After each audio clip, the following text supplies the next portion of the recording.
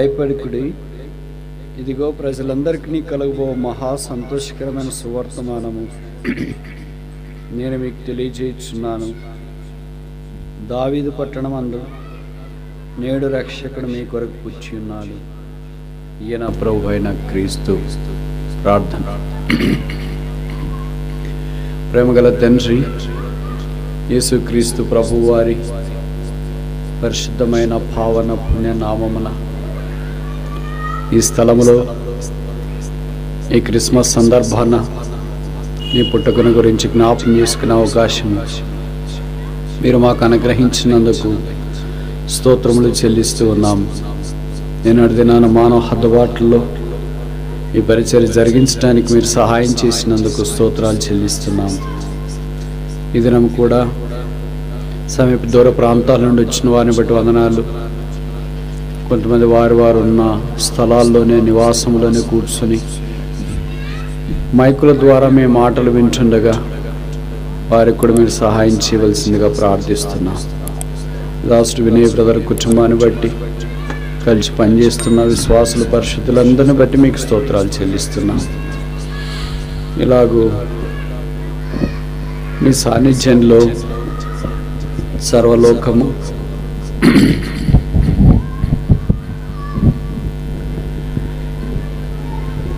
చేరి రకరకాల విధానములో మీ పుట్టుకను జ్ఞాపకం చేస్తుండగా మేము నువ్వు వారితో కలిసి అలాగుండునట్లు సహాయం చేసినందుకు స్తోత్రాలు.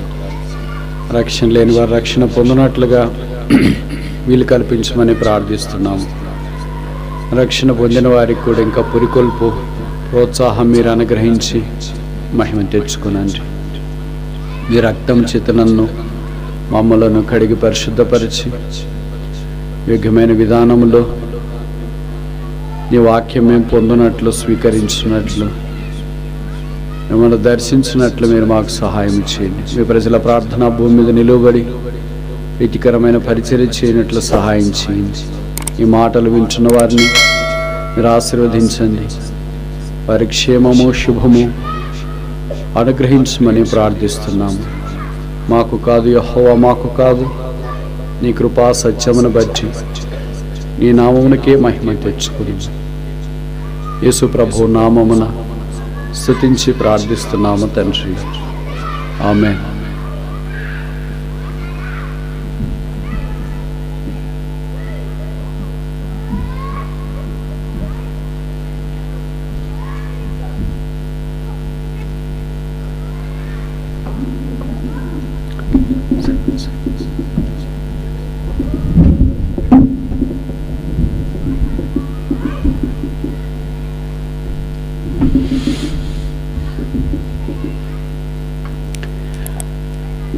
అదొక వెన్నెల కురిసిన రాత్రి, నిశ్శబ్ద రాత్రి, పరిశుద్ధ రాత్రి, పావన రాత్రి, పుణ్యరాత్రి, లోకం నిద్రిస్తున్న రాత్రి, చీకటిలోనికి వెలుగు తారాచువ వలె చొచ్చుకొని వచ్చిన రాత్రి, పరిశుద్ధత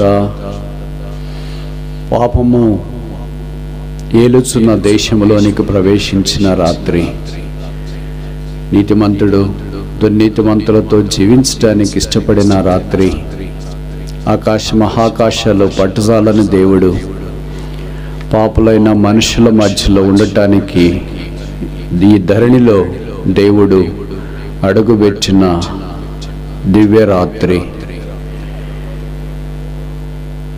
అక్షయుడు క్షయమైన మనుషులతో ఉండటానికి ఇష్టపడిన రాత్రి, ఆత్మస్వరూపి శరీరధారిగా భూమి మీదకి దిగి వచ్చిన రాత్రి, అరుణోదయ దర్శనము చీకట్లో ఉన్న వారికి కలిగిన రాత్రి, ఆధ్యాత్మికమైన సంపద మానవ కోటికి సిద్ధపరచబడిన రాత్రి, శాపం ఆశీర్వాదముగా మార్చబడటానికి దేవుడు ఏర్పాటు చేసిన ఆశీర్వాద రాత్రి, మరణం జీవములోనికి మార్చబడటానికి దేవుడు సిద్ధపరిచిన రాత్రి, అదే దివ్యరాత్రి. దేవుడు యేసుక్రీస్తు ప్రభువుగా ఈ భూమి మీద అడుగుపెట్టిన రాత్రి, పుణ్యరాత్రి, క్రిస్మస్ రాత్రి, నిశ్శబ్ద రాత్రి, నిత్యరాత్రి 6000 సంవత్సరాల మానవ చరిత్రలో ఎన్నో రాత్రులుగా గడిచిపోయినాయి. అలాంటి రాత్రి ఎప్పుడు రాలేదు, రాదు, రాబోదు. దేవుడు మానవుడై భూమి మీద కాలు పెట్టినప్పుడు భూమి పులకించింది. భూమికి పుణ్యాత్ముని యొక్క పాదస్పర్శతో ఆశీర్వాదమునకు లోనైంది. అలాంటి పవిత్రమైన దేవుడు పాపులైన మానవుల మధ్యలో అడుగుపెట్టట్లో చాలా ఆధ్యాత్మికమైన సంగతులు బైబిల్లో గ్రంథస్థం చేయబడ్డాయి. ఈ రాత్రి పరిశుద్ధాత్మ దేవుడు సహాయం చేసే కొలది, మీరు అనుమతించే కొలది నేను ఒక 5 విషయాలు మీ గమనానికి తీసుకురావాలని కోరుతున్నాను. ఇవి మీలో కొంతమందికి పరిచయమైన మాటలే, కొంతమందికి తెలియని మాటలే. మొదటి సంగతి, ఇవి దాదాపు 5 ప్రశ్నలే. ఆ ప్రశ్నలకు జవాబే ఈ రాత్రి కూడికలో మనం చూడటానికి ప్రయత్నం చేస్తాం. మొదటిది, ఎప్పుడు యేసు ప్రభు జన్మించాడు? When was Jesus born? రెండో ప్రశ్న, ఎక్కడ యేసు ప్రభు జన్మించినాడు? Where was Jesus born? మూడో ప్రశ్న, ఎలాగూ యేసు ప్రభు జన్మించినాడు? How Jesus was Born?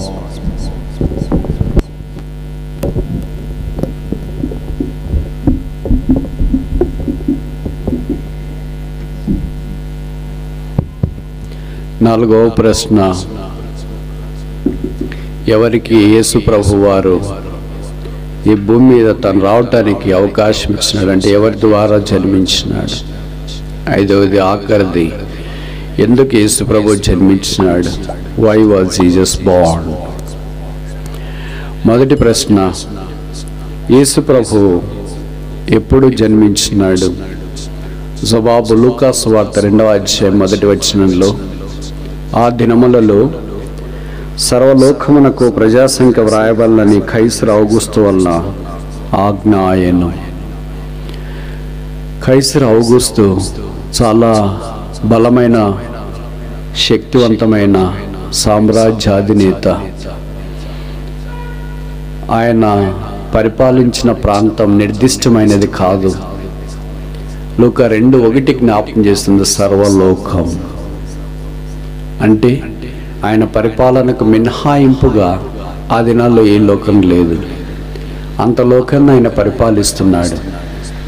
దాంట్లో మొదటిది సెన్సస్, ప్రజాసంఖ్య రాసుకోవాలని ఇష్టపడ్డాడు. ఎందుకు ఆ దినాల్లో ప్రజాసంఖ్య రాసేవారు? ఈ దినాల్లో కూడా మనకు సెన్సస్ రాస్తూ ఉంటుంది ప్రభుత్వం. ఎందుకు రాస్తారు? ఎంతమంది ప్రజలు ఉన్నారో తెలుసుకోవటానికి రాయడం అనేది ఆనవాయితీ. మరి ఆ దినాల్లో ఎందుకు రాశారు? కనీసం 2 కారణాలు ఉండవచ్చు. మొదటి కారణం ఏంటంటే, పన్ను కట్టడానికి ఎవరు యోగ్యులుగా ఉన్నారు, పన్ను కట్టకుండా అంటే శిస్తు కట్టకుండా ఎవరెవరు తప్పించుకుంటున్నారో తెలుసుకోవటానికి ప్రజాసంఖ్య వ్రాయడం ఆనవాయితీ. రెండవది, అత్యవసరమైన యుద్ధం లాంటిది ప్రకటించబడితే యుద్ధంలో చేరటానికి సైనికులు అవసరం.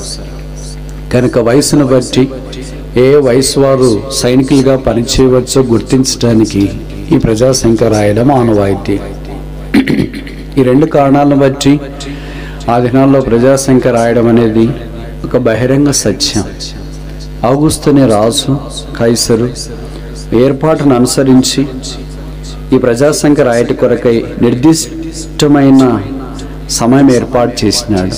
మీకు తెలుసు కదా, మనకు కూడా సెన్సస్ రాస్తున్నారంటే ఒక రోజులోనే ముగించరు, ఒక వారంలోనే ముగించరు, ఒక మాసంలోనే ముగించరు.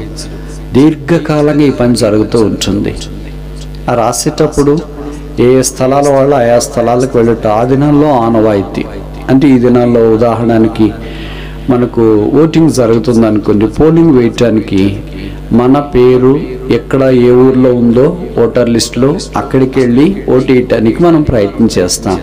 అలాగే ఆ దినాల్లో, బైబిల్ దినాల్లో లేదా కొత్త నిబంధన దినాల్లో, యేసు ప్రభువు వారు జన్మించే దినాల్లో యూదా దేశపు బెత్లెహానికి సంబంధించిన వారు మరియమ్మ గారు, యేసుక్రీస్తు ప్రభు రాకమునుపు యోసేపు, కానీ వాళ్ళ నజరేతులో ఉన్నారు పరిస్థితిని బట్టి. ఎందుకు అక్కడికి వెళ్ళారో మనం ఎరగము. ఆ నజరేతు నుండి యూదా దేశ బెత్లెహేముకు రావుట కొరకై ప్రజాసంఖ్య రాయడం అవసరమైంది. మీరు అడగవచ్చు, ఎందుకు అప్పుడే ఏర్పాటు చేసినారు? ఒకవేళ ఈమె కానిపోయిన తర్వాత చేసి ఉండొచ్చుగా, లేదా కానుపు కాక మునిపే ప్రజాసంఖ్య అయిపోయింది, బహుశా నజరేతులో ఉండిండొచ్చుగా. ఇవన్నీ దేవుని ప్రణాళిక. దేవుడు అన్నీ తూచా తప్పకుండా తన టైం టేబుల్ ప్రకారం చేస్తాడు.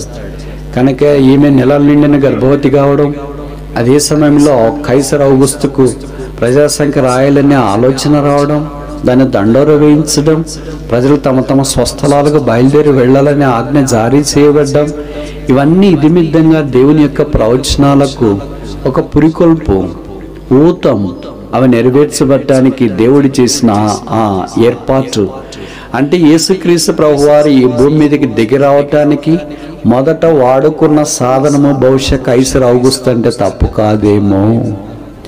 మొదట వాడుకున్న పద్ధతి ప్రజాసంఖ్య, సెన్సస్ అంటే తప్పు కాదేమో. కనుక దేవుడు భూమి మీదకి రావటం కొరకై రకరకాలైన పద్ధతులు వాడుకుంటూ వచ్చినాడు. దాంట్లో ఈ కైసర్ ఔగుస్తు ప్రజాసంఖ్య రాయటం అనేది ప్రాముఖ్యమైనదిగా మనం గమనిస్తాం. ఒకవేళ అదే జరగకుండా ఉంటే వాళ్ళు నజరేతులోనే ఉండింటారు. అక్కడే కాన్పయించి యూదా దేశ బెత్లెహేములో యేసుక్రీస్తు ప్రభువారు పుట్టబోతున్నాడన్న ప్రవచనం నెరవేర్చబడి ఉండేది కాదు. ప్రవచనం నెరవేర్చుట కొరకై దేవుడు రకరకాల వారిని వాడుకొని తన వాక్య నెరవేర్పులోనికి తీసుకురావట దేవుని అపారమైన జ్ఞానమునకు నిలువెత్తటి నిదర్శనం అంటే తప్పంటారా? మొదటి ప్రశ్నకి జవాబు స్థూలంగా చెప్పడానికి ప్రయత్నించినాం. యేసు ప్రభు వారు ఎప్పుడు పుట్టాడు? కైసర్ ఔగుస్తు ప్రజాసంఖ్య రాస్తున్న దినాల్లో. ఇది చారిత్రాత్మకమైన వాస్తవం. దీన్ని తిరుగు లేకుండా తిప్పి ఎడమర్చి మాట్లాడటానికి వీలు లేకుండా ఇప్పుడు కూడా మీరు గూగుల్లోనికి వెళ్ళి కైసర్ ఔగుస్తు అని టైప్ చేసిన వెంటనే ఖచ్చితంగా ఏ సంవత్సరమో ఎప్పుడు ఆయన పరిపాలన చేసినాడో మీకు తెలియపరచబడుతుంది. కనుక it's historical fact, it's historical truth. ఇది చారిత్రాత్మకమైన సంగతి. రెండో ప్రశ్న ఏంటంటే, యేసు ప్రభు వారు ఎక్కడ జన్మిస్తాడు? ఊరు కూడా చాలా ప్రాముఖ్యం కదా. మనలో చాలామందికి ఏ ఊర్లో పుట్టాలి అనే ఆప్షన్ లేదు. ఒకవేళ అలాంటి ఆప్షన్ ఉంటే బహుశా మనం ఇప్పుడు ఏ ఊర్లో పుట్టామో ఆ ఊర్లో పుట్టిండే వాళ్ళం కాదేమో. మనకి ఏ ఊరు నచ్చుతుందో, ఏది ఆహ్లాదకరంగా ఉంటుందో, కొంతమంది ఊటీగా ఉండాలనుకోవచ్చు, కొంతమంది కొండల్లో ఉండాలనుకోవచ్చు, కొంతమంది అరకు లోయలో పుట్టాలనుకోవచ్చు, కొంతమంది నార్త్ ఈస్టర్న్ స్టేట్స్లో ఉండాలనుకోవచ్చు, కొంతమంది సముద్ర తీర ప్రాంతంలో ఉన్న ఊర్లో పుట్టాలని అనుకోవచ్చు. ఇలాగ రకరకాలుగా అనుకోవచ్చు. కొంతమంది భారతదేశం కాదు వేరే దేశాల్లోనే పుట్టాలని అనుకోవచ్చు. మనకి అలాగ ఆప్షన్ లేదు కనుక, అంటే పుట్టాలనే ఎన్నిక మన చేతిలో లేదు కనుక దేవుడు ఎక్కడ పుట్టిస్తే ఎక్కడ, లేదా తల్లిదండ్రులు మనల్ని ఎక్కడికంటే అక్కడే పుట్టేసామో అని అనుకుంటాం. అయితే 6000 సంవత్సరాల మానవ చరిత్రలో 8 బిలియన్ల ప్రజల్లో ఒకే ఒక్కడికి మాత్రం ఎక్కడ పుట్టాలో ఎన్నిక చేసుకునే ఆప్షన్ ఏర్పాటు ఉంది. ఆ ఒక్కడే యేసుక్రీస్తు ప్రభువు. అలాగ ఛాయిస్ వచ్చినప్పుడు, ఎన్నిక వచ్చినప్పుడు సాధారణంగా మన ఎన్నిక సామాన్యమైనదిగా ఉండదు. మన ఎన్నిక ఉన్నతమైనదిగా ఉండటానికే ఖచ్చితంగా మనం చూసుకుంటాం. ఎవరైనా యూదా దేశ బెత్లెహేములో పుట్టాలని కోరుకుంటారా? అదొక కుగ్రామం కదా, విసిరివేయబడినట్లున్న గ్రామం కదా. ఆ గ్రామంలో ఎవరైనా పుట్టాలని కోరుకుంటారా? ఎవరు కోరుకోరే. అసలు మాది పలానా గ్రామం అని చెప్పడానికి ఈ దినాల్లో చాలామంది కూడా సంకోచిస్తారు. ఏదో ప్రాంతాల నుండి వచ్చి మీరు హైదరాబాద్లో సెటిల్ అయినా ఎక్కడైనా కలిసినప్పుడు మీరు ఎక్కడున్నారంటే మాది హైదరాబాద్ అండి. నిజమేనా? హైదరాబాదేనా? అక్కడ జాబ్ చేస్తున్నాంలే అండి. ఎక్కడ పుట్టారు మరి? ఇక్కడ పలానా మళ్ళీ అక్కడికి జిల్లా చెప్తారు, ఆ తర్వాత ఇంకొక తాలూకా పేరు చెప్తారు, ఆ తర్వాత దగ్గరున్న పల్లె పేరు చెప్తారు, ఆ తర్వాత భవిష్యత్ వాళ్ళు ఎక్కడుండే. ఇంత ఓపిక ఎవరుకుంటుంది అడగటానికి? అడగాలని ఇంట్రెస్ట్ కూడా ఎవరుకుంటుంది? ఒకసారి ఏ ఊరు అంటే హైదరాబాద్ అంటే ఒకసారి, అంతటితో ఇది విధంగా ఆపు చేయటానికి ప్రయత్నం చేస్తాం. యేసు ప్రభు వారు అలా కాదు. బెత్లెహేమ్ అనే రొట్టెల ఇల్లు అర్థమిచ్చు పేరు కలిగిన గ్రామంలో ఈ భూమి మీదకి దిగి రావటానికి ఆయన ఇష్టపడ్డాడు. ఎన్ని పట్టణాలు లేవు ఆయన పుట్టాలనుకుంటే? యెరూషలేము లేదా? ఎన్ని పట్టణాలు లేవు ఆయన పుట్టాలనుకుంటే? ఎరికో లేదా? ఎన్ని పట్టణాలు లేవు ఆయన పుట్టాలనుకుంటే? దాన మొదలుకొని బేర్షెబా దాకా విసిరివేయబడినట్లుండి ఎన్ని పట్టణాలు ఉన్నాయి? ఆ పట్టణాలన్నింటినీ కాదని ఒక పల్లెలో జన్మించాలని దేవుడు కోరుకోవడం దేవుని యొక్క అసాధారణమైన ఎన్నికకు నిలువెత్తటి నిదర్శనం కాదా? ఇది రెండో ప్రశ్న. మూడో ప్రశ్న ఏంటంటే, ఎలాగ యేసుప్రభు వారి భూమి మీద జన్మించినాడు? దానికి జవాబు పరిశుద్ధాత్మ దేవుని శక్తి ద్వారా, by the power of the holy ghost. Luka సువార్త 1వ అధ్యాయంలో మనం చూస్తాం, గాబ్రియేలు దూత కన్య అయిన మరియ దగ్గరికి వచ్చి, దయాప్రాప్తురాలా, నీకు శుభం, దేవుడు నీకు తోడై ఉన్నాడు, నువ్వు గర్భము పరిశుద్ధాత్మ దేవుని ద్వారా ధరించి కుమారుని కంటావు, ఆయనకి యేసుని పేరు పెడతావు, ఆయన సర్వోన్నతుని దేవుని కుమారుడు అవుతాడు, యుగ యుగములైన పరిపాలన చేస్తాడు, ఆయన రాజ్యమునకు అంతము లేదు, ఆయన సదాకాలం ఉండే లోక రక్షకుడిగా ఈ భూమి మీద ఉద్భవించిన ఉన్నాడు, ఆయన సింహాసనం తరతరములు ఉండును, ఆయన భుజం మీద రాజ్య భారం ఉండును అనే సంగతులన్నీ గాబ్రియేలు దూత ప్రకటించిన వెంటనే ఆ విషయాలు ఉన్న పాటను తనకు బహుశా పరిచయం లేదు అనుకోండి. ఒక కన్యకి ఏంటి ఇలాంటి సంగతులన్నీ వినడం ఏంటి? సాధారణంగా కన్యకైన వారికి పెళ్లిని గురించి చెప్తే చాలా ఆసక్తిగా మాట్లాడటానికి ఇష్టపడతారు, ఉద్యోగాన్ని గురించి చెప్తే ఇష్టపడతారు. అలాంటిది ఉన్న పాటను పరిశుద్ధాత్మ దేవుని ద్వారా గర్భం ధరించి కుమారుని కంటామంటే పారాడాక్సికల్లీ డిఫరెంట్. ఇది అసలు ఎక్కడ కుదురుతుంది? ఎలాగ వీలవుతుంది?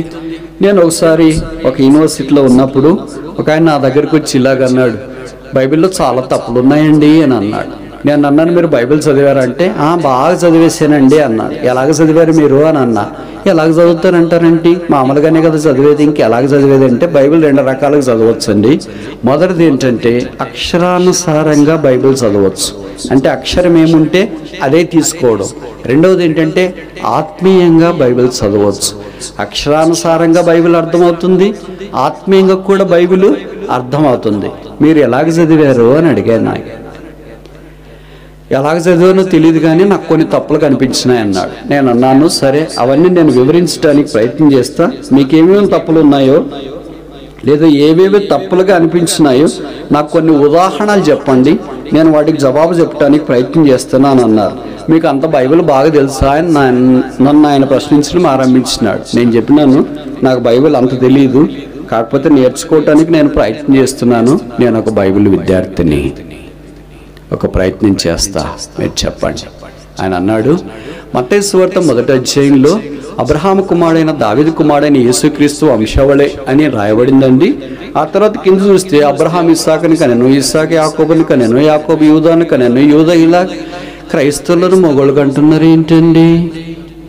వేరే దగ్గరంతా అడవులు కంటుంటే ఇలా కూడా ఉన్నారా అండి అని అన్నాడు ఆయన. నేను చెప్పినాను, ప్రపంచమందంతటా కానిపోయేది స్త్రీలే, పురుషులేం కాదు. మరి బైబిల్ తప్పులంటే మీరు కాదని చెప్పారు ఏంటండి? మీరు అక్షరం చూశారు, అక్కడ ఆత్మ చూడలేదు. అక్షరం ఏముంది? కనెను అని ఉంది. ఆత్మ ఏం చెప్తుంది? చూచెను. అబ్రహాము ఇస్సాకును చూచెను, ఇస్సాకు యాకోబును చూచెను, యాకోబు యూదాను చూచెను, యూదా దావీదును చూచెను. అలాగే చూచెను కనెను అనే దగ్గర భాషాంతరంలో చూచెను అనే మాట ఉంచుకోవాలా?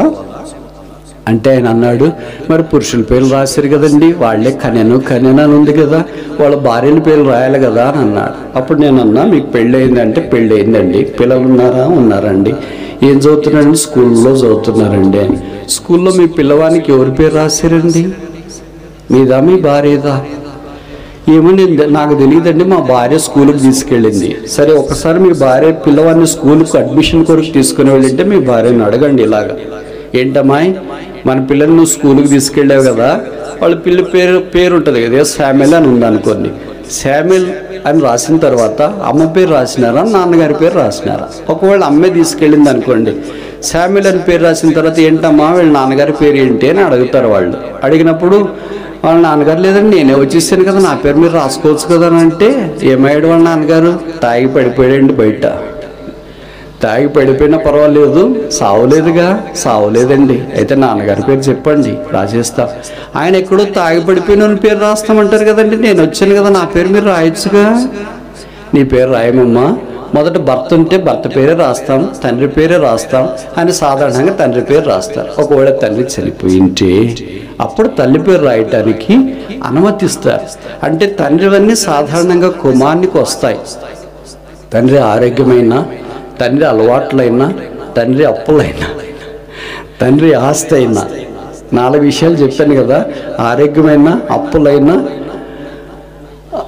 అనారోగ్యమైన, అన్ని ఆస్తి అయినా తండ్రిది సాధారణంగా కుమారుడికి వస్తాయి. ఒకవేళ తండ్రి చనిపోయినాడు అని అనుకోండి, ఎవరైనా అప్పులు తండ్రికి ఇచ్చిన వాళ్ళు ఎవరి నుంచి అడుగుతారు? భార్యని అడుగుతారా? ఏంటమ్మా మీ ఆయనకి నేను ఇంత డబ్బులు ఇచ్చేసాను, ఆయన ఏం చనిపోయాడు, నా అప్పులు ఎవరు తీరుస్తారని. ఇంట్లో పెద్ద కొడుకు ఎవరు ఉన్నారో ఎదుగుతారు. ఆయన కొడుకులు ఎవరండి? ఇదిగో అక్కడ ఉన్నారు చూడండి ఎత్తగా. ఆయన పెద్ద కొడుకు ఆ అబ్బాయి దగ్గరికి వచ్చి, బాబు నేను తర్వాత మాట్లాడాలి, మీ నాన్నగారి భూస్థాపన కార్యక్రమం అంతా అయిపోయిన తర్వాత ఒకరోజు మీ దగ్గరికి వస్తాంలే అని చెప్తారు. అంత అయిపోయిన తర్వాత వచ్చి, ఇలాగ మీ నాన్నగారికి ఇంత మేము అప్పు ఇచ్చినాము, దాన్ని నీకు గుర్తు చేస్తామని వచ్చినాము, మీకు ఆస్తులు కూడా ఉన్నాయి కదా, మరి అప్పుల విషయంలో కూడా తీర్చడానికి మీరు ప్రయత్నం చేయండి అని అంటారు. అమ్మగారు చనిపోతే పిల్లల దగ్గరికి వస్తారా? నాకు తెలిసి ఈ సాంప్రదాయం లేదని అనుకుంటా. అంటే ఇప్పుడు నేను చెప్పదలుచుకున్న సంగతి ఏంటంటే, ఆయనకి అయ్యా తండ్రి పేరు ప్రాముఖ్యత అనేది ఆసియా ఖండంలో ఉన్న సాంప్రదాయం. ఈ ఇజ్రాయెల్ దేశం కూడా ఆసియా ఖండంలో ఉన్నదే కనుక అదే సాంప్రదాయం కొనవచ్చి మత్తయి సువార్త 1వ అధ్యాయంలో అబ్రహాం ఇస్సాకుని కనని, ఇస్సాకు యాకోబుని కనను, యాకోబు యోధాని కనను అలాంటి పదాలు వాడబడుతూ వచ్చినాయి. కనుక మీరు అక్షరంగా చూడాల్సింది ఆత్మను. ఏమో మీరు చెప్పేది చాలా కొత్తగా ఉందండి, కానీ నాకు ఇంకొక చాలా ఉన్నాయి ఇలాంటివి, ఇంకోటి కూడా ఉంది అని అన్నాడు. ఇంకోటి ఏంటి చెప్పండి అని అన్నా. కాదండి, యెషయా గ్రంథం 7:14 ఇలాగుంది కదా, కన్యక గర్భవతి అయి కుమారుని కనను. స్ట్రేంజ్. అక్కడ ఏం రాయాలండి? భార్య భర్తలు వివాహం చేసుకున్నారు, వారికి పిల్లలు పుట్టారని రాయాలి, కానీ కన్యక గర్భవతి కుమారుని కనను అన్నాడు. What a paradoxical statement it is.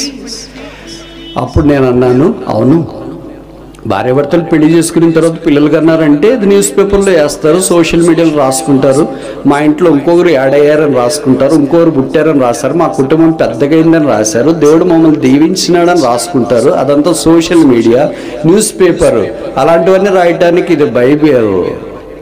Bible ఏం రాస్తుందంటే ప్రపంచ మానవాళిలో ప్రత్యేకమైన, అద్వితీయమైన, అసమానమైన, అతిశ్రేష్టమైన, అమోఘమైన, ఆత్మీయమైన సంగతులు రాస్తుంది.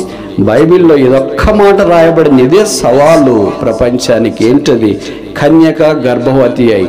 మెడికల్ సైన్స్కి this is a challenge for the medical science. ఒక కన్యక గర్భవతి కుమార్ని కని, అంటే ఉన్నట్టుండి కనింది కాదు, ఇది 9 నెలలు కడుపులో భరించి మోసి ఆ తర్వాత సామాన్యమైన విధానంలో లోకరక్షకుడైన దేవుని మానవాళి రక్షణ కొరకు ఈ భూమి మీదకి తీసుకొని వచ్చిన ఏకైక సాధనం Maria. This is an unique birth of Jesus Christ. యేసుక్రీస్తు ప్రభు వారి యొక్క అసమానమైన పుట్టుక ఏంటంటే కన్యక గర్భవతి కుమార్ని కనను. ఇలాగ ప్రతిదానికి ఏదో ఒకటి చెప్తే ఏం మాట్లాడతామండి అని అన్నాడు. ఏదో ఒకటి చెప్పేది కాదు, వాస్తవాలు ఇవే. కనుక ఇప్పుడు బైబిల్ని అక్షరంలో కాకుండా ఆత్మలో చదవటానికి ప్రయత్నం చేయండి. సరేనండి, ఇంకొక కొన్ని అనుమానాలు వచ్చిన తర్వాత నేను మీ దగ్గరికి వస్తానన్నాడు. ఆయన ఇప్పుడు దాకా రాలేదు, మరి ఎక్కడున్నాడో ఏమో తెలియట్లేదు. ఇప్పుడు సంగతి ఏంటంటే యేసుక్రీస్తు ప్రభువారు ఎలాగ జన్మించినాడు? పరిశుద్ధాత్మ దేవుని ద్వారా జన్మించినట్లు వాక్యంలో రాయబడుతూ వచ్చింది. ఇప్పుడు 4వ విషయానికి వస్తాం. యేసుక్రీస్తు ప్రభువారు ఎవరి ద్వారా ఈ భూమి మీదకి జన్మించడానికి ఇష్టపడ్డాడు? ఆమె పేరే కన్యకైన మరియా, వర్జిన్ మేరీ. ఆమె భూమి మీద ఉన్న స్త్రీలందరిలో ధన్యురాలు. లూకాసు వార్తలో ఆమె దేవుని గురించి చెప్తూ వచ్చింది. సర్వశక్తుడు నాకు గొప్ప కార్యములు చేసిన, ఇది మొదలుకొని అన్ని తరముల వారు, ఆ తరంలో ఉన్న స్త్రీలు మాత్రమే కాదు, రాబో తరంలో ఉన్న 2-3 తరాల్లో ఉన్న స్త్రీలు మాత్రమే కాదు, అన్ని తరముల వారు ఆమె ధన్యురాలని పొగడతారు. విచిత్రమేమో తెలుసా? బహుశా ఏ కన్యక కూడా 6000 సంవత్సరాల మానవ చరిత్రలో 8 బిలియన్ల ప్రజలు అంటే కనీసం 4 బిలియన్ల ప్రజల స్త్రీలు ఉంటారు. ఎవరు అలాంటి అవమానం గుండా వెళ్ళలేదు. అలాంటి అవమానం ఆమె భరించడానికి ఇష్టపడింది, అలాంటి రిస్క్ తీసుకునింది. Where there was a risk, there is a redeemer generated. ఎక్కడ ఆమె తన ప్రాణాన్ని కూడా ప్రాణంగా పెట్టడానికి, తనకున్న అవమానాన్ని నిర్లక్ష్య పెట్టడానికి ఇష్టపడిందో, అక్కడ లోకరక్షకుడి భూమి మీదకి ఆ కన్య ద్వారా రావటానికి సంకల్పించాడు. 5వ ప్రశ్న, ఎందుకు యేసు ప్రభు ఈ భూమి మీదకి జన్మించినాడు? Why Jesus was born. ఇప్పుడు 5 ప్రశ్నలు మనం చూస్తున్నాం. తెలుగు అర్థమయ్యే వారికి అన్నీ ఏతో ఆరంభం అవుతాయి. మొదట, ఎప్పుడు యేసు ప్రభు జన్మించినాడు? కైసర్ ఔగుస్తు ప్రజాసంఖ్య రాస్తున్న దినాలు.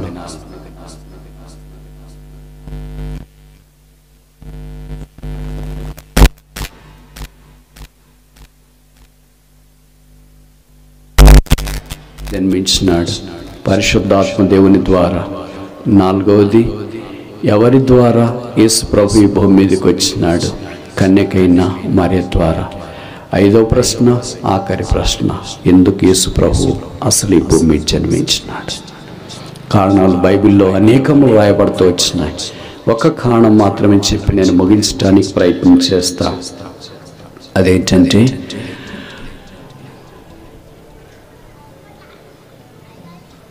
లూకా సువార్త 19:10 రాయబడుతూ వచ్చింది, ఇదిగో ప్రజలందరికీ కలుగుబో మహా సంతోషకరమైన సువర్తమానం నేను మీకు మనించండి. నశించిన దానిని వెతికి రక్షించుటకు మనిషి కుమారుడు ఈ భూమి మీదకి వచ్చెను వచ్చెను వచ్చెను పుట్టెను పుట్టెను ప్రత్యక్షమాయను. ఇవన్నీ క్రిస్మస్ పదాలు. ఎందుకు వచ్చాడు ఆయన ఈ భూమి మీదకి?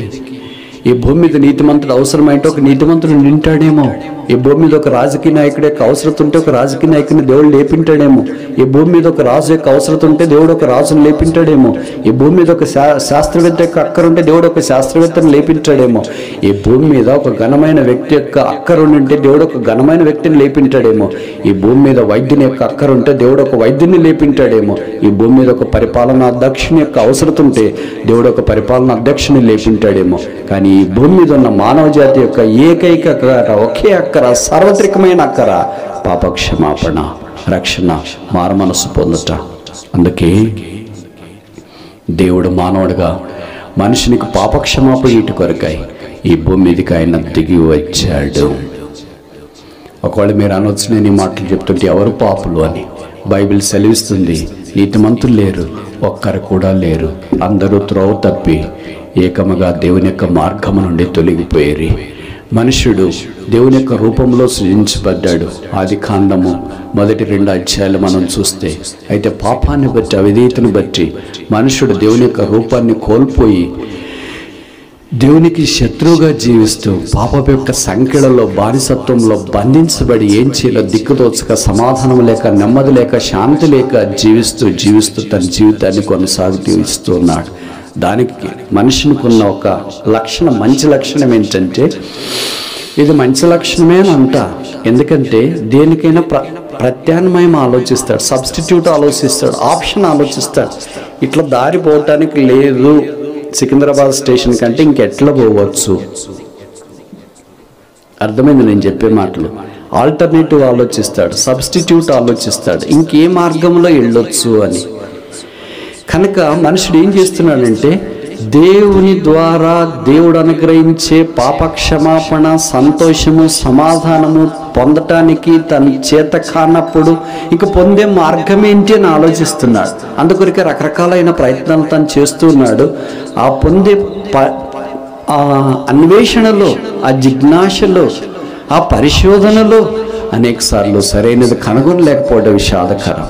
అందుకో భక్తుడు ఇలాగన్నాడు, man search for the God is religion, God search for the man is gospel. There is only one gospel, that is the gospel of Jesus Christ. మనుషుడు దేవుని కొరకు వెతకడానికి చేసిన ప్రయత్నం మతం, దేవుడు మనిషిని వెతకడానికి చేసిన ప్రయత్నం సువార్త. ఆ ఒకే సువార్త, సిలువను గూర్చిన వార్త ప్రకటిస్తున్నాం. మనం అందరము భూమి మీద బ్రతకటానికి పుట్టాం, కానీ ఒకే ఒక్కడు చనిపోవటానికి భూమి మీద పుట్టాడు. ఆయన పేరు Yesukristu. We are all born to live, but Jesus was born to die. ఎవరైనా చనిపోవటానికి ఇష్టపడతారా? రోగం వచ్చినా సరే ఒకరోజు ఎక్కువ మన ఆయుష్ పొడిగించబడాలని అనుకుంటాం. ఒక వారం పొడిగించబడితే చాలు ఎక్కువ అనుకుంటాం. ఒక మాసం ఎక్కువ పొడిగించబడితే చాలు అని అనుకుంటాం. ఆ రోజులో ఏమైనా చేస్తామా? ఒక రోజు ఎక్కువ పొడిగించబడితే, ఒక వారంలో మనం ఏమైనా ఉపయోగకరమైన పని చేస్తామా? మన ఆయుష్ పొడిగించబడితే మనకు తెలుసు కదా. మనకు తెలిసి అన్నీ బాగున్నప్పుడే ఉపయోగకరమైన పనులు చేయట్లేదు. ఇంకా ఒక్కరోజు ఆయుష్ పొడిగించబడితే, ఒక వారం పొడిగించబడితే, ఒక మాసం పొడిగించబడితే ఇంక ఉపయోగకరమైనది చేస్తామని నమ్మకం ఏముంది? గ్యారెంటీ ఏముంది? కానీ ప్రాణం అంటే తీపి, జీవితం అంటే మమకారం, జీవించాలన్న ఆశ, ఎక్కడో తెలియని జిజ్ఞాస మనిషిని పట్టి పీడిస్తుంది. అందుకనే జీవించాలా జీవించాలా జీవించాలా జీవించాలని ఆరాటపడుతూ ఉన్నాడు. మంచిదే. అయితే ఆ జీవన విధానం సంతోషంతో ఉండాలనే దేవుని యొక్క కోరిక. ఆ సంతోషంలోనికి రాకపోతే ఈ లోకంలో ఎంత సబ్స్టిట్యూట్స్ అంటే సౌకర్యాలు కానీ, గొప్పతనాలు కానీ, అధికారాలు కానీ, స్థానాలు కానీ, జ్ఞానాలు కానీ, లౌక్యం కానీ సంపాదించినా అది నిర్వీర్యం. ఈ మధ్యలో నేను ఒక ఆర్టికల్ చదివా. అదేంటంటే ప్రపంచ ప్రఖ్యాతిగాంచిన యూనివర్సిటీలో ఒక యూనివర్సిటీ, దాని పేరు హార్వర్డ్ యూనివర్సిటీ, బోస్టన్, అమెరికాలో ఉంటుంది. అదే బోస్టన్లోనే ఇంకొక ఇంజనీరింగ్ కాలేజ్ ఉంటుంది, MIT, India world's #1 engineering college. ప్రపంచంలోనే మొదటి స్థానంలో ఉన్న ఇంజనీరింగ్ కాలేజ్. మీ పిల్లల్ని ఇంజనీర్ చేయాలంటే మొదటి MIT బోస్టన్ USA ట్రై చేయండి. ఇంటి చుట్టూ ఇంజనీరింగ్ కాలేజీలు ఉన్నాయి కదా, పుట్టగొడుగుల్లాగా, వాటికే ట్రై చేయడానికి ప్రయత్నం చేస్తారు. కానీ why don't you try at MIT? ఈ బోస్టన్లో ఈ 2 ప్రసిద్ధి చెందిన ఉన్నాయి. హార్వర్డ్ యూనివర్సిటీ అనేది టాప్ 10 యూనివర్సిటీస్లో ఒకటి. ప్రపంచంలో నేను మాట్లాడేది మన భారతదేశము, తెలంగాణ, ఆంధ్రప్రదేశ్ కాదు. జాన్ హార్వర్డ్ అనే భక్తుడు ఆ హార్వర్డ్ యూనివర్సిటీని స్థాపించినాడు. ఆ యూనివర్సిటీకి ఎంత పేరు ప్రఖ్యాతి ఉందంటే, ఊరికే మనం పేరు చెప్తే కాదు, ఆ యూనివర్సిటీలో అడుగుపెట్టి చదువుకోకుండా బయటకు వచ్చినా కూడా చాలు.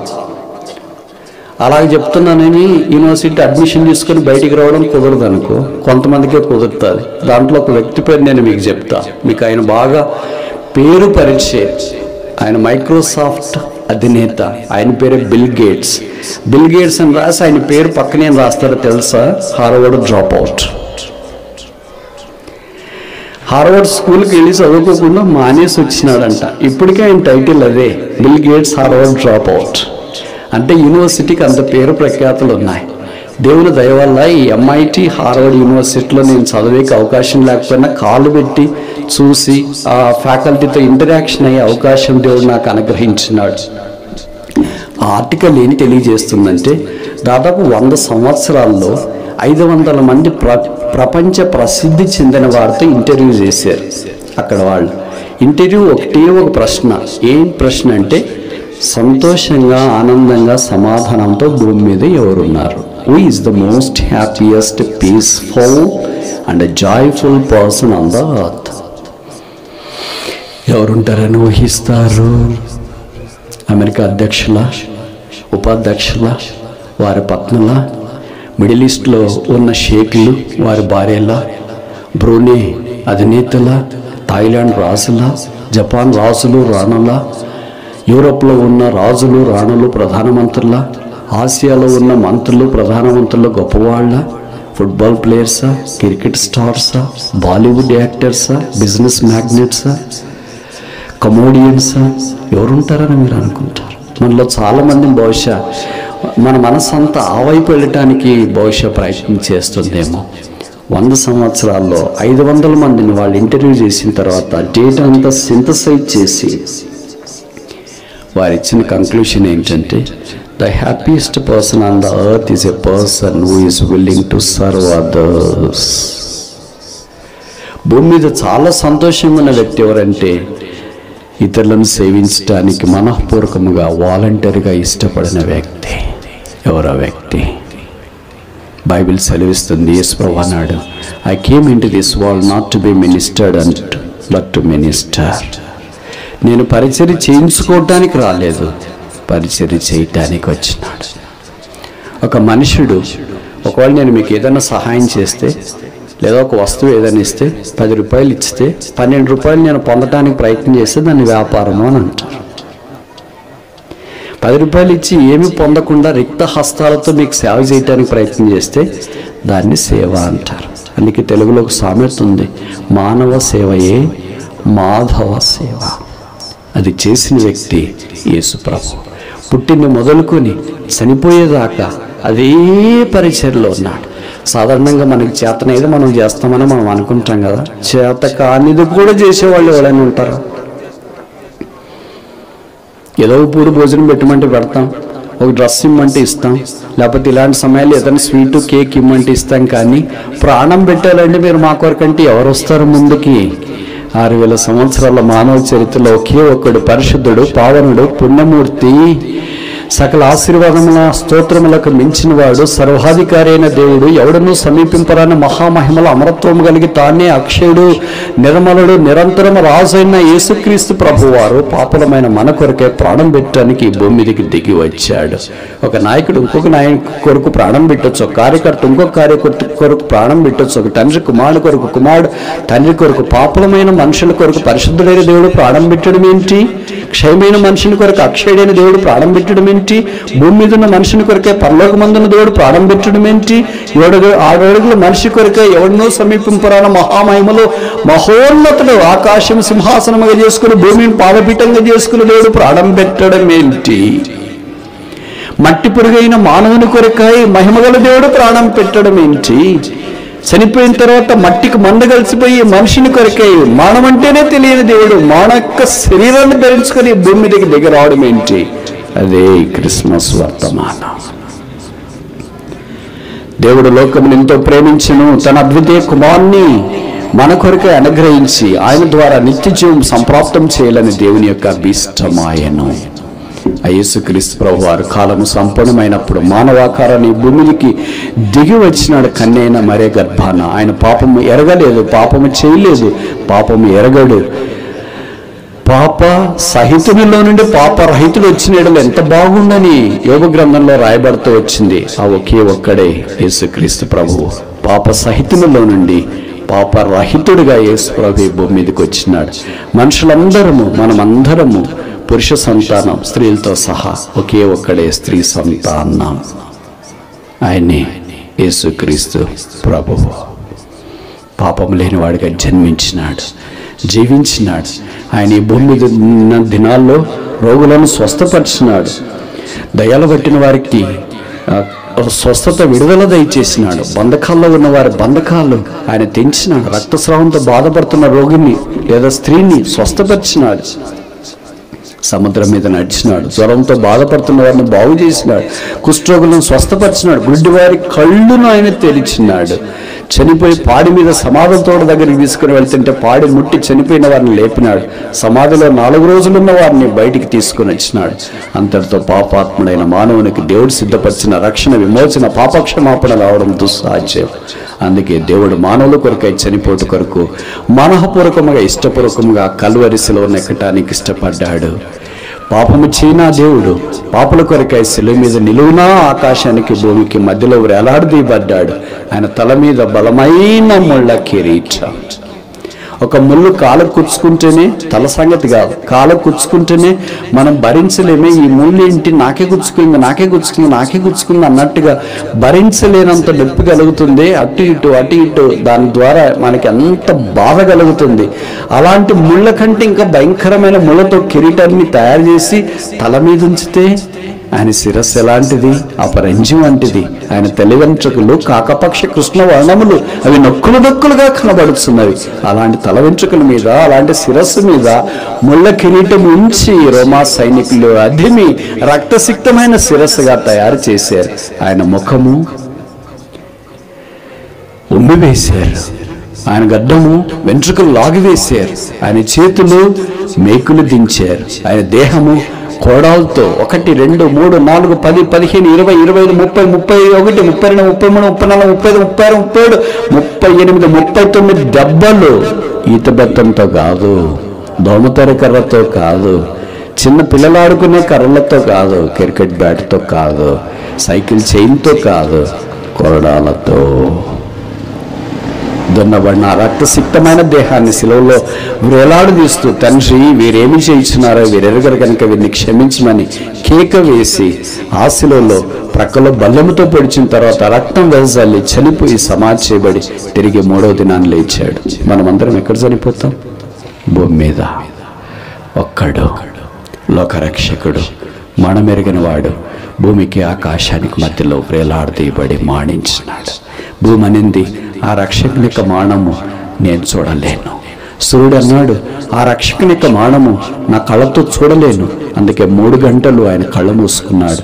బైబిల్లో రాయబడింది, దేశమంతటా 3 గంటలు చీకటి కమ్మెను. పాపాత్మమైన మన కొరకై పరిశుద్ధుడు ఆ సెలవులో రక్తం కార్చి చనిపోయి సమాధి చేయబడి 3వ దినాన్ని లేచి ఇప్పుడు పరలోక స్థలములో ఆసీనుడై ఉన్నాడు. బైబిల్ సెలవిస్తుంది, యేసు రక్తం ప్రతి పాపము నుండి మనల్ని కడిగి పవిత్రులుగా చేస్తుంది. యేసు రక్తం ద్వారా పాపాత్ముడైన మానవుడు శుద్ధీకరించబడి మారు మనస్సు పొంది రక్షణార్థమైన వెలుగులోనికి తీసుకురాబడగలడు. దాని ద్వారా చెప్పనసక్యమైన మహిమాయుక్తమైన సంతోషం ఈ భూమి మీద పొందుతాడు. ఈ లోకాన్ని విడిచితే పరలోక రాజ్యంలో కాలు మోపనై ఉన్నాడు. పరదైస్ ఆయనదే, చీకటి లేని రాజ్యం ఆయనదే, ఏడుపు లేని రాజ్యం ఆయనదే, బాధ లేని రాజ్యం ఆయనదే, మెడికల్ షాప్ లేని రాజ్యం ఆయనదే, కరోనా లేని రాజ్యము పరలోక రాజ్యం, పోట్లాట లేని రాజ్యం, అసూయ లేని రాజ్యం, ద్వేషము, కుళ్ళు, కుతంత్రము, మత్స, డాగు, పాపము లేని నిష్కళంకమైన, నిర్దోషమైన, నిందారహితమైన ఆ పరలోకం మహిమ కలిగిన రాజ్యంలోనికి పాపాత్ముడైన మానవుణ్ణి యేసు ప్రభు యొక్క రక్తం ద్వారా తీసుకుని వెళ్ళాలని దేవుడు సంకల్పించి యేసును మన కొరకై మానవుడిగా ఈ భూమి మీదకి పంపించినాడు. ఇందులో దేవుని ప్రేమ ఉన్నదే. ఈ ప్రేమ ప్రవాహం నీ ఎద్దకు వస్తుంది.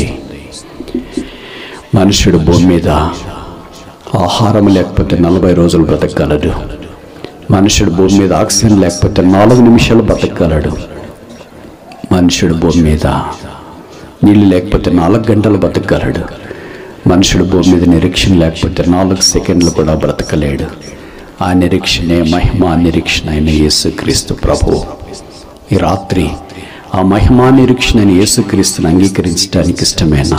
నీ జవాబు ఏంటి? ఒక చిన్న కథ చెప్పి నేను ముగించడానికి ప్రయత్నం చేయను. అదొక ఊరికి అల్లంత దూరాన్ని ఒక అరణ్యం. ఆ అరణ్యంలో ఒక జింక ఉంది. అది అప్పుడే కాన్పు కావటానికి సిద్ధంగా ఉంది. ఒక చిన్న ఇల్లులాగా, అంటే రహస్య స్థలాన్ని ఆ జింక తయారు చేసుకునింది. ఉన్నట్టుండి ఒక మెరుపు వచ్చింది ఆకాశంలో. మెరుపు ద్వారా ఆ అడవి నిప్పంటుకున్నది. ఆ నిప్పు దగ్గరికి వచ్చి దాదాపు ఇది కాన్పు కొరకే తయారు చేసుకున్న ఆ గడ్డి పొదల దాకా వచ్చేసింది. జింక ఏం చేయాలో తోచలేదు. అక్కడి నుండి తప్పించుకెళ్దామని పరుగులు తీసింది. కొద్దిగా ముందుకు వెళ్ళిన తర్వాత ఒక నీటి వాగు వచ్చింది. అక్కడ నీళ్లు చాలా బాగున్నాయి. జింకలు ప్రవహించే నీళ్లను తాగవు, నిర్మలంగా ఉన్నవి. దాన్ని 23వ కీర్తనలో అన్నాడు, శాంతికరమైన జలాలు, స్టిల్ వాటర్స్. ఆ శాంతికరమైన జలాల్లో ఆ జింక అలాగే ఉంటూ కాళ్ళు పెట్టి నీళ్లు తాగడం ఆరంభించింది. ఎందుకో ఆ వైపు ఎడం వైపు అలికిడైంది. చూసింది ఎడం వైపు ఏంటా అని.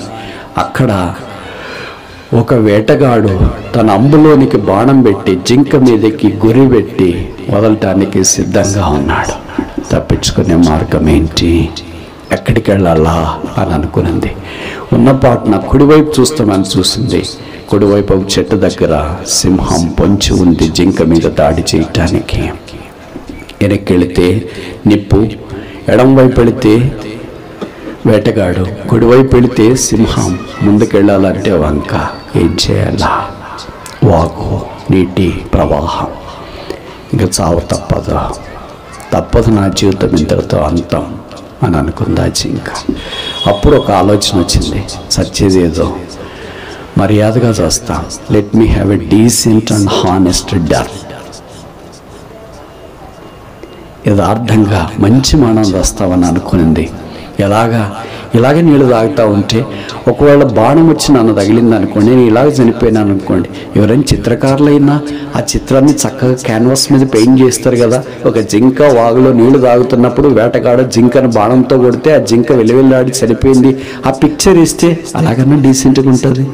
ఒకవేళ వేటగాడు నా మీద బాణం సంధించడం ఆలస్యమైతే, ఒకవేళ సింహం నా దగ్గరికి వచ్చి దాడి చేస్తూ ఉంటే, సింహం యొక్క దాడి నుండి నేను తప్పించుకోవటానికి ప్రయత్నం చేస్తుంటే చిత్రకారుడు దాన్ని కూడా చిత్రరూపంలో చేస్తాడు కదా. కనుక let me die a decent and honest death ఆయన అనుకునింది. అలాగ అనుకోవడం ఆలస్యం. ఏం చేయాలో తెలియలేదు. ముందుకెళ్ళలేదు, వెనక్కెళ్ళలేదు, కుడివైపు వెళ్ళలేదు, ఎడమవైపు వెళ్ళలేదు. పైకి ఒక్కసారి చూసింది. జింక ప్రార్థన చేసిందేమో తెలియదు. ఉన్నపాటున ఏం జరిగిందో తెలుసా? ఒక్క మెరుపు వచ్చింది. మెరుపు వచ్చిన వెంటనే వేటగాడు తన అంబును బాణంతో పెట్టుకుని ఉన్నాడు కదా, ఆ మెరుపుకి కళ్ళు చెమ్మగిల్లి, అంటే సరిగా గుర్తించలేక బాణం వదలటానికి ప్రయత్నం చేశాడు. ఆ వదిలిన బాణం జింకకి తగలకుండా చెట్టు దగ్గర ఉన్న సింహానికి తగిలింది. సింహం వదులుతుందంటారా? ఎవరిని? జింకనా వేటగాడినా? జింకను వదిలేసింది. ఎలాగైనా నాకు జింక దొరుకుతుందిలే అని అనుకుంది. వేటగాని వైపు ఇప్పుడు ఆ సింహం పరుగులు తీయడం ఆరంభించింది. వేటగాని వైపు పరుగులు తీస్తే జింక అలాగే వెళ్ళిపోతూ ఉంటే, వేటగాని వైపు పరుగులు తీస్తూ సింహం అలాగే వెళ్ళిపోతూ ఉంటే,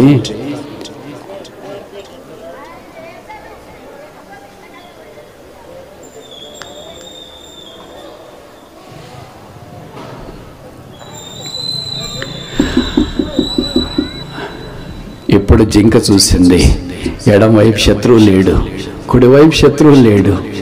ఆ ఉన్న పాటున ముందున్న ఆ వాగు నీళ్ళు ప్రవాహాన్ని చూసింది. ఏంటా మెరుపు వచ్చిందని చూస్తే తీవ్రంగా వర్షం పడ్డం ఆరంభమైంది. ఏదైతే తన గూడుగా కట్టుకునిందో అక్కడ దాకా వచ్చిన ఆ నిప్పు, ఆ అగ్ని కీలకాలు వర్షానికి ఉన్న పాటున చల్లారిపోయాయి. తిరిగి తన గూళ్ళోకి వచ్చింది. తన 3 12 బిడ్డలకు డెలివరీ ఇచ్చింది. 1 fraction of a second God can change all the situations.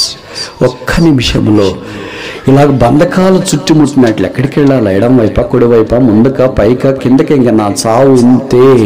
మీలో చాలామంది కూర్చున్న వాళ్ళు కూడా అలాగే అనుకుంటారు. ఎక్కడికి వెళదాం? ఏం చదువుదాం? ఎవరు పెళ్లి చేసుకోవాలా? ఏం ఉద్యోగం చేస్తాం? పిల్లల సంగతి ఏంటి? మా ఆయన సంగతి ఏంటి? మా ఆవిడ సంగతి ఏంటి? ముందుకు పోలేము, వెనక్కి వెళ్ళలేము, కొడుకు వెళ్ళలేము, పక్కకి వెళ్ళలేము. దేవా, నా బతికేనా? నేను భూమికి భారమైపోయాను. చస్తే ఎంత బాగుంటో. నువ్వు చావుట కొరకు ఈ భూమి మీదకి రాలేదు. నేను చావు నుండి జీవంలోనికి తీసుకుని వచ్చట కొరకు యేసు ప్రభు ఈ భూమి మీదకి వచ్చినాడు. నువ్వు చావవలసిన పని లేదు. ఎందుకంటే నీ కొరకు యేసు ప్రభు వారు చనిపోవటానికి వచ్చినాడు. యేసు ప్రభు యొక్క మరణం ప్రకటించుకున్న ఆయన పుట్టుకను ప్రకటించడం అవసరం లేదు. యేసు ప్రభు యొక్క సిలువను ప్రకటించకుండా ఆయన యొక్క పశువుల తొట్టెను ప్రకటించడం అవసరం లేదు. యేసు యొక్క పశువుల తొట్టె, సిలువ సమాంతరంగా వెళుతున్నాయి. యేసు యొక్క పుట్టుక, యేసు యొక్క మరణము సమాంతరంగా వెళుతున్నాయి. ఈ రాత్రి యేసు జీవితాన్ని ఒక్క క్షణంలో మార్చగలడు. ఒక సామాన్యమైన జింక యొక్క జీవితాన్ని ఏం చేయాలో తోచని పరిస్థితుల్లో అది అనుకుంటున్నప్పుడు ఒక్క మెరుపు పూర్తిగా తన పరిస్థితులను మార్చివేసింది. ఈ రాత్రి యేసు నీ పరిస్థితులు మార్చివేస్తాడు. నువ్వు కూడా కృంగిపోయావా? సోలిపోయావా? డస్సిపోయావా? ఏం చేయాలో తెలియక ఆలోచిస్తున్నావా? ఎన్నో ప్రయత్నాలు చేసావు బయటపడాలని. బహుశా బయటపడలేకపోయావా? ఈ బంధకాల్లో నుండి నన్ను ఎవరు విడిపిస్తారు? ఈ చీకట్లో నుండి నన్ను బయటికి ఎవరు తెస్తారు? ఈ అపాయంలో నుండి నన్ను బయటికి ఎవరు తెస్తారు? ఈ ఉచ్చులో నుండి నన్ను బయటికి ఎవరు తెస్తారు? ఈ చీకట్లో కూర్చుని నన్ను అరుణోదయ దర్శనము ఎవరు కలుగు చేయటానికి ఇష్టపడతారు? నా కన్నీళ్ళు ఎవరు తుడుస్తారు? నా గాయం ఎవరు కడతారు? నా జీవితాన్ని ఎవరు బాగు చేస్తారు?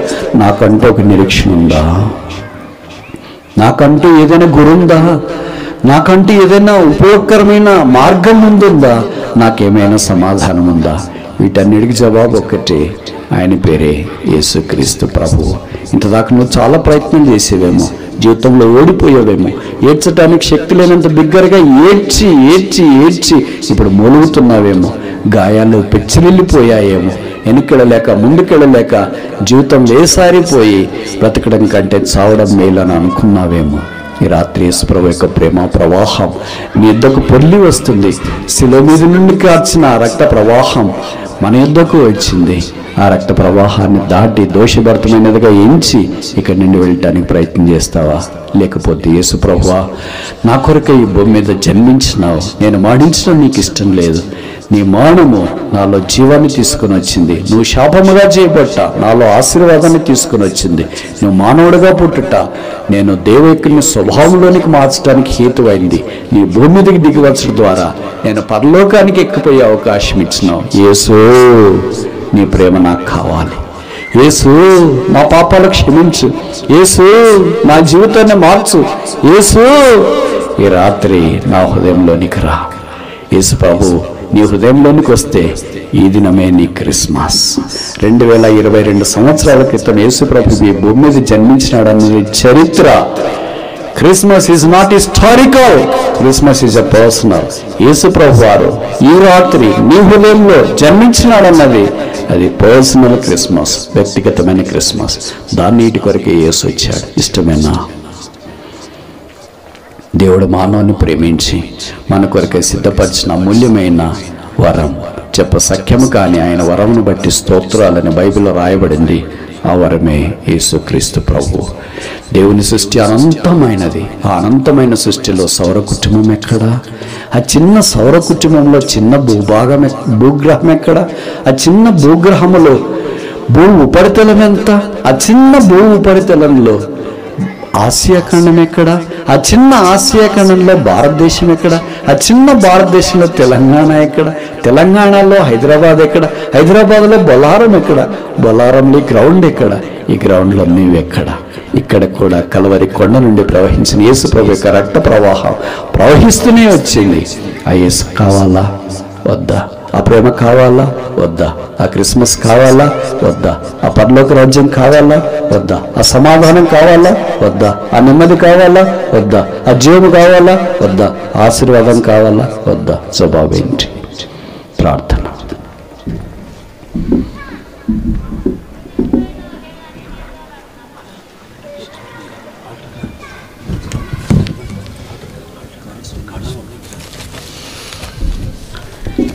దయచేసి కళ్ళు మూసుకోండి, ప్రార్థన చేసి ముగిస్తాం. దేవుడు ప్రేమ స్వరూపి, పాపలమైన మనల్ని ప్రేమించి అద్వితీయ దేవుడు మానవాకారాన్ని భూమి మీదకి దిగి వచ్చినాడు. మన పాపములన్నింటినీ సెలవులో భరించి మోసుకొని చనిపోయి సమాధి చేయబడి తిరిగి లేచినాడు. దేవుని యొక్క ప్రేమ సందేశము మానవ హద్దుబాట్లలో మీ యొద్దకు తీసుకురాబడింది. మహాకాశాలు పట్టుదలని దేవుని గురించి నాలాంటి మనుషుడు ఏం వివరించగలడు? తరతరాలకు నిలబడే దేవుని ప్రేమను గురించి నాలాంటి నోరు ఏమని ప్రకటిస్తుంది? ఏ మనుషుడు తగ్గించుకోలేనంతగా రిక్తుడిగా చేసుకొని దైవాంశ సంభూతుడు దాసుని స్వరూపము ధరించి నిరాకారముగా కురూపిగా శిలువలో మార్చబడ్డాడు. ఆ ప్రేమను గురించి ఏమని తెలియచేయగలము? మానవ నోటికి మించింది, మానవ చెవులకు మించింది, మానవ జ్ఞానమునకు మించింది, మానవ గోచరానికి మించింది, మానవ హృదయానికి మించింది. అదే దైవ ప్రేమ, యేసు ప్రేమ, కల్వరి ప్రేమ, శిలువ ప్రేమ, అద్వితీయమైన ప్రేమ. పొడి పొడి మాటలతో మానవ హద్దుబాటులో కొన్ని సంగతులు మీ దగ్గరికి తీసుకురాబడ్డాయి. యేసు ప్రభు మీ జీవితాన్ని మార్చాలని కోరుతున్నాడు, హృదయాన్ని మార్చాలని కోరుతున్నాడు, నీ హృదయంలో జన్మించాలని కోరుతున్నాడు. ఆ యేసు నీవు అంగీకరించాలని కోరితే, యేసు ప్రభువా నా హృదయంలోనికి రా, నా పాపాలు క్షమించు, నీ శిలువ రక్తం చేత నన్ను కడిగి పరిశుద్ధపరచు, నాలో ఈ దినం జన్మించు, నా హృదయంలో ఈ దినం క్రిస్మస్ జరుగునుగాక.